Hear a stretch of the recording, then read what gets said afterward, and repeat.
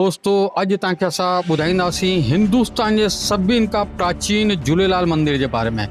जी हा दोस्तों, इहो प्राचीन मंदिर अथव गुरुग्राम सोहना जे पासे में, दिल्ली जे पासे में गुरुग्राम जे पासे में तव्हां सोहना पहुचंदा त उते अथव इहो सांप नगली धाम। जी हा दोस्तों, सांप नगली धाम गांव अथव हिकिड़ो, उन जे पासे में उते अथव इहो प्राचीन भॻवान श्री झूलेलाल साईं जो मंदरु।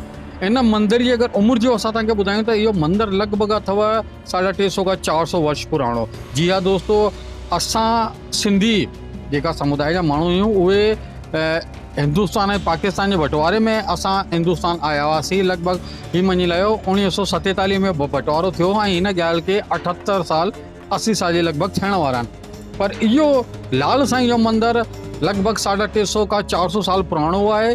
हिते बाक़ाइदा इन जो इतिहास इहो आहे कि हिते हिकु बि सिंधी कान्हे, इहो पूरो गांव गुजर ऐं अन्य लोकल जेका जाति समुदाय सां उन्हनि सां ई पूरो गांव आहे। ऐं हिते लाल साईं बाक़ाइदा चमत्कार कया हुआ ऐं निरंतर चमत्कार थींदा रहंदा आहिनि। ऐं इहो पूरो गांव वारा जी ॾाढी हिते आस्था आहे ऐं इन्हनि खे मञंदा आहिनि ऐं झूलेलाल बाबा चईंदा आहिनि। ऐं इन जा जेका महनत आहिनि उन्हनि जी जेकी पीढ़ी जी ॻाल्हि करूं त उहा हले पई 9 या 10 पीढ़ी में हलनि पिया, जंहिंजा महनत आहिनि हिन टाइम ते प्रेजेंट में लोकेश भगत साहब उहे गदी नशीन आहिनि। ऐं उन्हनि जे यानी कि 8-9 जेकी पीढ़ियूं आहिनि उन्हनि खां पहिरियों उन्हनि खे कंहिंखे दर्शन थियो हो ऐं बाक़ाइदा उन ॿुधाई कि असां भई तव्हां कहिड़ा देवता आहियो, त उन्हनि पंहिंजो परिचय ॾिनो कि मां झूलेलाल आहियां। ऐं जल ऐं ज्योति जी पूॼा ॿुधाई हुई, उहा उन टाइम खां वठी निरंतर हले पई। पहिरीं इहो मंदरु तमामु नंढो हो, हिकिड़ी गुमटी टाइप्स हो, ऐं हाणे धीरे धीरे करे चङो वॾो थी वियो आहे। लेकिन इहो मंदरु अॼु बि पहाड़नि में अथव। कॾहिं बि जीवन में कॾहिं को अहिड़ो मौक़ो मिले त हिन मंदिर जा तव्हां दर्शन ज़रूरु कंदा।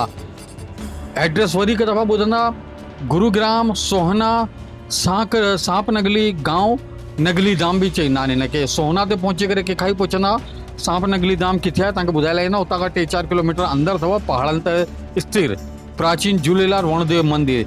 जय श्री झूलेलाल।